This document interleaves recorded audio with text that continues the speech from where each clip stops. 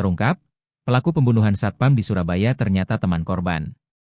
Polisi berhasil mengungkap kasus penusukan terhadap DM, 48, satpam perumahan yang ditemukan tewas dengan 6 luka tusuk di sebuah rumah kosong dekat pos penjagaan kawasan Jalan Sukomanunggal Jaya, Kota Surabaya, Senin, 11 Mei 2026, dini hari.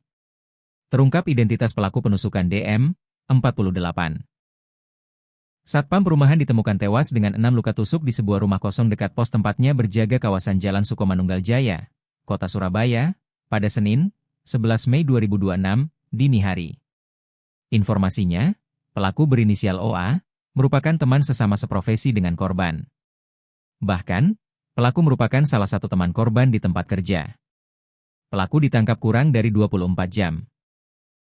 Kasat Reskrim Polrestabes Surabaya AKBP Edi Herwianto mengatakan, pelaku OA ditangkap oleh personelnya kurang dari 24 jam, bahkan hanya 6 jam setelah laporan pertama penemuan jenazah korban di lokasi tersebut. Pelaku OA ditengarai merupakan pelaku tunggal yang menganiaya dengan cara menusuk pada leher serta dada korban menggunakan senjata tajam hingga meninggal dunia. Temuan tersebut diperkuat dari pengakuan pelaku, serta saksi.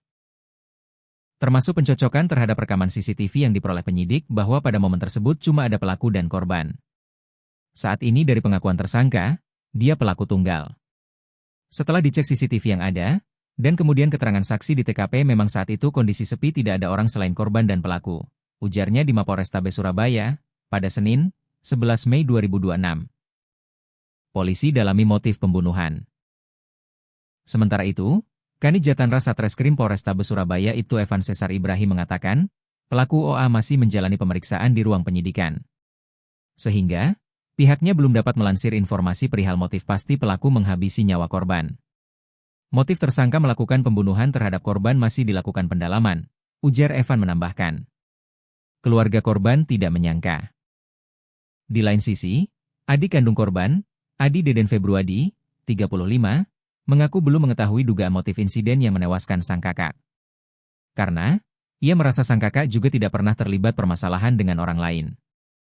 Ia sempat menduga bahwa sang kakak mungkin menjadi korban kebrutalan para perampok atau perampasan harta benda. Namun, anehnya, barang korban cuma ponsel bermerek Xiaomi saja yang hilang. Sedangkan, motor, uang dalam dompet, serta barang bawaan korban yang lain, masih terdapat di lokasi pos tempat berjaga. Ya, masih ada dompet kakak saya, masih ada ranselnya, masih sepeda motor itu kuncinya masih nyantol. Kalau misalkan begalkan, itu kan semua diambil. Enggak mungkin kan handphone kakak saya loh, Xiaomi Redmi. Kecuali kalau misalkan handphone yang mahal, ujarnya saat ditemui di RS Bayangkara Surabaya.